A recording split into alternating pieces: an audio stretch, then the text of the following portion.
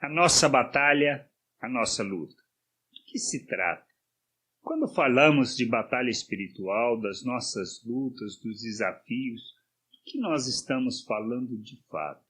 Paulo escrevendo, ele diz que a nossa luta, a nossa batalha não é contra carne nem sangue, mas contra todo o principado e potestades. Ou seja, contra todos os poderes celestiais do mal. Agora, quando ele fala que as nossas armas não são carnais, mas espirituais, o que de fato ele quer dizer? O que é de fato a nossa batalha com relação àquilo que é expresso nas Escrituras? Nós precisamos entender isso à luz das Escrituras. Mas antes de entendermos isso, ou antes de discutirmos um pouco isso, precisamos entender uma coisa. A nossa vida, ou seja, qual é o fundamento da nossa vida? O fundamento, aquilo que é a pedra que está ali, que estabelece todas as coisas, é Cristo. Cristo é o fundamento de nossas vidas. Nós precisamos entender isso, pois se não entendermos, nós já começamos errado. Nós precisamos construir a nossa vida em cima dessa pedra. Agora, quando fala construir a nossa vida, está referindo à nossa individualidade? Não. É resultante de um compromisso pessoal com Deus. Toda vida, tudo acerca do reino de Deus se trata, primeiramente, de um compromisso pessoal que estabelecemos com Deus com relação à sua vontade e seu querer. Que desejamos ardentemente isso. Esse é o fundamento. Para que na comunidade, ou seja, na família de Deus, no povo de Deus, na igreja, nós revelemos esse compromisso e expressemos através das nossas relações. Então, Cristo é o fundamento. Tendo Cristo como fundamento, como construímos em cima desse fundamento? Para que a igreja revele de fato o propósito e a vontade de Deus, como está na carta aos Efésios. A gente precisa ter esse entendimento, porque tudo é feito para revelar Deus ao mundo, ou seja, a sua multiforme sabedoria, para que a igreja proclame as virtudes de Deus. Então, tudo isso é em cima da pedra, que é o fundamento, que é nossa vida, que é Cristo, pois tudo foi feito por Ele, tudo é por meio dEle e tudo é para Ele. Então, ou seja, Ele é o início, o meio e o fim da nossa vida. Tudo é baseado em Cristo. Nós fomos criados à imagem de Cristo. Nós precisamos entender isso. Deus nos fez um novo ser, nos deu um novo coração. Ele nos fez a imagem de Cristo, ou seja, nos fez como Cristo. Ele nos deu a mente de Cristo, isto é, para pensarmos como Cristo, para raciocinarmos como Cristo. Então, nós precisamos compreender isso. Então, o fundamento da nossa vida é Cristo. Ele é a base para tudo. E em cima dessa pedra é que nós construímos tudo o que esteja relacionado à vontade de Deus. Então, nós precisamos sair de um processo de imaturidade, de pensar como uma pessoa natural e pensarmos como Cristo. Ou seja, chegarmos à plenitude, à plena estatura de Cristo, de maneira que nós possamos revelar na plenitude da vontade de Deus Cristo. Então esse é o propósito de Deus, que a gente seja como Cristo, ou seja, cristãos, os cristinhos, aqueles que imitam a Cristo. Então nós, tendo esse entendimento e compreendendo que Ele é o fundamento, como nós construímos, como nós realizamos essa jornada de deixarmos de pensar como uma pessoa natural, ou seja, nos despimos do velho homem, da natureza humana, e nos revestimos da natureza espiritual, para podermos discernir todas as coisas e todos os tipos de espírito. Essa é a questão que a gente precisa entender. Então, a nossa jornada ela é construída em um tripé, fundamentado na fé, fundamentado na palavra e numa vida de oração. Se não temos isso em nossa vida, nós não conseguiremos cumprir essa jornada estabelecida por Deus. E aí, então, nessa batalha que temos que lutar e enfrentar, já perdemos. Ou seja, nós não cumpriremos a vontade de Deus. Então, tendo esse entendimento, nós precisamos compreender que fé ele é resultante do quê? Do conhecimento da palavra de Cristo. Então, fala de conhecer, de compreender, de ter o entendimento dessa palavra, que gera fé em nós. Não somos nós, não é o nosso esforço e nem é o nosso pensamento positivo, mas é crermos naquilo que são as promessas feitas por nosso Deus, expressa, revelada em Cristo Jesus. Por isso, quando a gente fala de fé, ou seja, o justo vive por fé. Nós vivemos pelas promessas de Deus. Loucura para os homens? Sim. Para uma pessoa natural? É loucura. Desde a nossa salvação é loucura. A salvação é que pregamos e anunciamos por meio da graça de Deus, pela graça de Deus, por meio da fé em Cristo Jesus, ou seja, por meio da obra que ele realizou, ele morreu e ressuscitou, e nós morremos e ressuscitamos com ele, para vivermos segundo a vontade de Deus, não agora segundo o pensamento natural, mas como um novo ser, um ser espiritual. E nós precisamos entender que isso é loucura, mas isso é fé. Ou seja, nós cremos na palavra de Deus, nas promessas de Deus. Mas como eu creio? Porque alguém anunciou. E além de alguém anunciar, eu preciso buscar isso nas Escrituras, esse conhecimento. Então, a fé é aquilo que faz ou que me leva a aceitar aquilo que está na promessa, que é a promessa de Deus que está nas Escrituras. Quando eu aceito isso, então eu estou vivendo por fé. E aí vem outro aspecto. Se eu não busco conhecimento das Escrituras, vou compreender a vontade de Deus? Não. É impossível compreender a vontade de Deus. Então eu preciso ter o conhecimento das Escrituras. Qual é a importância da palavra e da oração? É porque nós somos santificados pela palavra e pela oração. Como isso acontece? Então, nós precisamos entender que a fé vem do conhecimento das promessas de Deus, ou seja, da palavra de Cristo. E toda a Escritura, seja do Velho até o final do Novo Testamento, em Apocalipse, fala de uma coisa só, de Cristo, ou seja, daquilo que são as promessas de Deus com relação a Cristo. E a gente precisa entender que esse é o fundamento. Então, eu preciso conhecer as Escrituras. Mas como faz para este processo de santificação ser real na minha vida? Aí vem um aspecto importante, a vida de oração. Quando nós oramos, nós devemos refletir sobre as palavras que proferimos, porque nós colocamos diante de Deus os nossos desejos, a nossa vontade, nosso querer, nós colocamos diante dele as nossas angústias, e aí a gente precisa julgar isso que nós falamos à luz das Escrituras. Como assim? Nós temos a oração de Jesus, por exemplo. Ele, no jardim do Getsemane, ele diz, olha, Pai, dá para me livrar dessa hora? Vontade expressa, desejo expresso. Mas o que ele fala logo depois? Mas faça a tua vontade. Essa é a oração que nós precisamos aprender a fazer. Buscar na oração, nas palavras que proferimos, a vontade de Deus. Quando a gente lê Salmos, nós vemos muitas vezes das nossas angústias, das nossas lutas, das nossas colocações. O que a gente deve fazer com isso?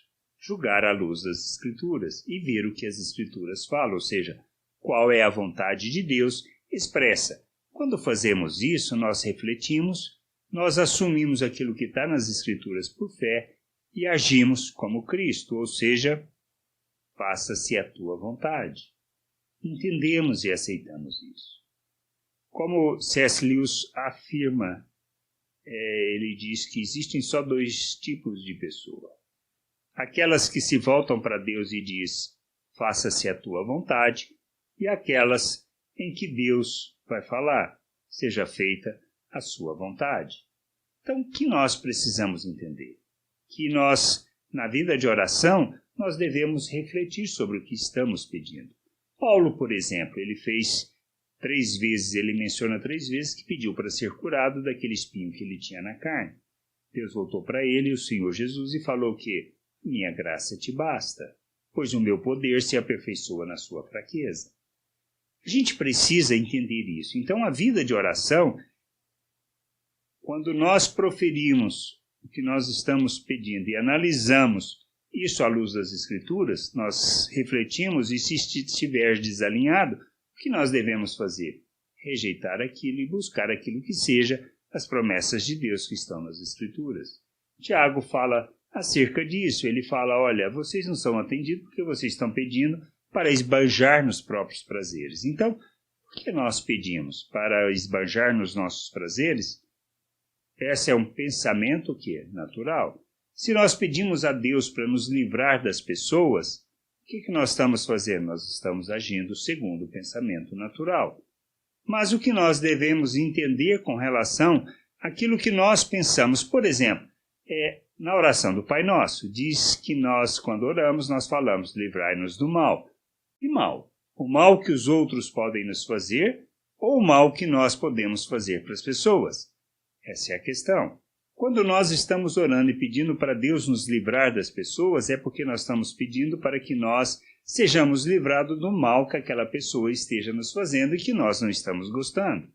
Então, isto é o quê? Pensamento natural. Quando nós pedimos a Deus para liquidar os inimigos, o que nós estamos fazendo?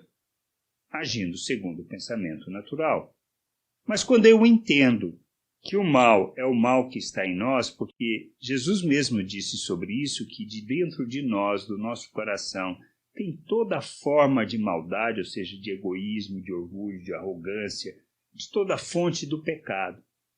Então, nós precisamos entender e aí pensar, ou seja, eu devo pedir para que Deus me livre das pessoas ou para que eu tenha sabedoria para saber e discernimento para saber como agir e reagir diante da maldade que ela quer me fazer, porque ela é uma pessoa natural. Eu não sou espiritual, sou como Cristo.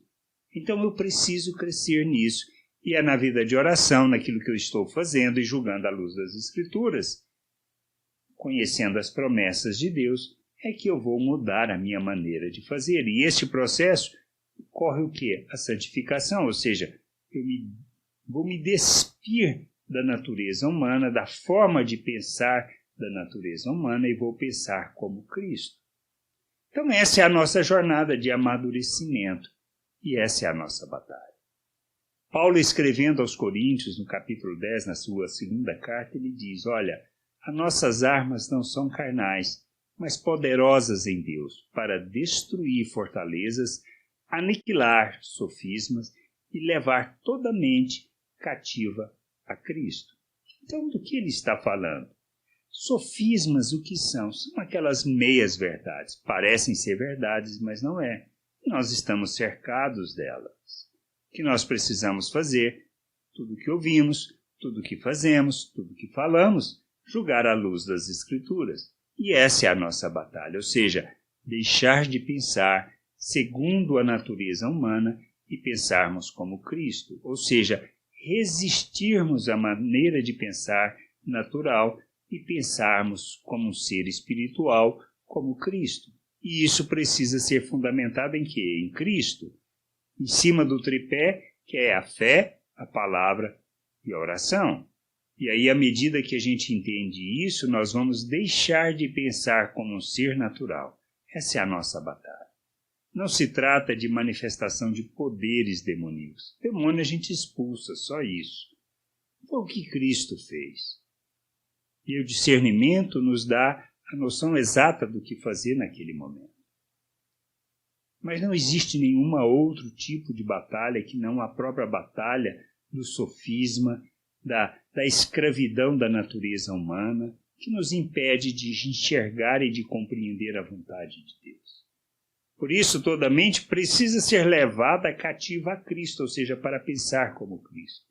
Quando olhamos Jesus, na sua declaração em Lucas, no início do seu ministério, ele fala o quê? Que ele veio anunciar o quê? As boas novas. Mas ele veio o quê? Proclamar a libertação, restaurar a vista e colocar em liberdade. De que maneira? Nós estamos falando de uma batalha de uma forma de pensar. da natureza humana, da maneira de viver. É disso que trata o reino de Deus. E a gente precisa entender que essa é a nossa batalha. A batalha espiritual que nós enfrentamos. Por isso, Paulo escreve lá nos Efésios que a gente precisa revestir de toda a armadura de Deus. É dessas coisas que ele está falando. Como a gente rejeita os dardos inflamados do diabo? Pela fé, o escudo da fé. E o que a fé fala? Das promessas, daquilo que Deus fala acerca de nós, do seu propósito, da sua vontade, de que o maligno não nos toca. Então a gente precisa entender isso. A nossa batalha se trata na mudança de uma maneira de pensar. Por isso nós lutamos não contra a carne, não é contra as pessoas. O que as pessoas estão fazendo é agindo e reagindo segundo a escravidão que estão submetidas. Agora, se nós agimos e reagimos como uma pessoa natural, isso quer dizer que nós não entendemos nada ainda, que somos crianças espirituais e que agimos como pessoas espirituais, pessoas naturais, mas temos que amadurecer. O amadurecimento é deixarmos de pensar segundo uma forma natural e pensarmos como Cristo. Essa é a nossa batalha, essa é a nossa luta. A batalha espiritual é isso. Não se trata de processos, não se trata de métodos, não se trata de lutar contra ideias, não se trata de lutar contra o pensamento natural, e nem muito menos contra pessoas. Mas é entendermos que essa luta é nossa para que nós, tendo o entendimento e a compreensão, ou seja, tendo o entendimento iluminado, enxergando segundo a perspectiva de Cristo, nós possamos ajudar as pessoas nesta jornada, ou seja, agirmos como Cristo. Entender que nós somos chamados para proclamarmos a boa nova, ou seja, a salvação, que o reino de Deus é chegado. Mas precisamos também o quê? Proclamar a libertação, restaurar a vista e colocar as pessoas em liberdade. Pois essa é a nossa missão na terra. Quando Jesus diz que, olha, ide por todo mundo, pregai a toda criatura, batizai. Por quê? Para que a pessoa tenha uma noção clara de que ela morreu para este mundo e que nasceu para Cristo, nasceu para o reino de Deus. E ensinar todas as coisas, ou seja, ensinar a viver segundo uma perspectiva espiritual. Essa é a nossa batalha. A batalha do pensamento, do entendimento. A batalha que se opõe contra essa verdade que liberta. E a gente precisa entender que nós precisamos conhecer para ajudar as pessoas, para sermos luz neste mundo e ajudar as pessoas nessa jornada de crescimento, de entendimento e de libertação. Mas nós precisamos nos libertar. Lembrando que o fundamento é Cristo, que construímos a nossa vida em cima do aspecto da fé, da palavra e da oração, e que não existe outra maneira de crescermos e alcançarmos o entendimento que Deus deseja que tenhamos. A gente precisa crescer nisso, amadurecer, para sermos instrumento de libertação das pessoas, e não escravos do pecado. Porque Pedro escreveu, olha, nós fomos tirados do império das trevas, transportados para o reino do Filho, para quê? Para proclamarmos as virtudes de Deus, para expressarmos as virtudes de Deus nas nossas relações, ou seja, para revelarmos o nosso Deus, tornarmos o nosso Deus visível, para agirmos como Cristo. É disso que trata a nossa batalha espiritual, de maneira que a gente deixe de pensar como um ser natural e pensemos como Cristo, como um ser espiritual. Para que toda fortaleza construída em cima disso seja de fato destruída, que todo sofisma seja aniquilado e que toda mente seja levada cativa a Cristo, para que Cristo seja visto e conhecido neste mundo. Essa é a nossa batalha. Não são contra as pessoas, elas podem até nos ferir, nos matar. Mas nós não lutamos com as mesmas armas. Nós revelamos o nosso Deus, revelamos as suas virtudes e nós precisamos entender que temos que amadurecer, construindo toda a nossa vida em cima desse fundamento que é Cristo, baseado na fé, na palavra e na oração, para sermos instrumento de justiça neste mundo, mas entendendo que o nosso alvo é esse, o propósito da nossa vida é esse, expressarmos e revelarmos o reino de Deus neste mundo. Que a gente possa entender, compreender e nos submeter à vontade de Deus. Graça e paz sobre a tua vida. Amém.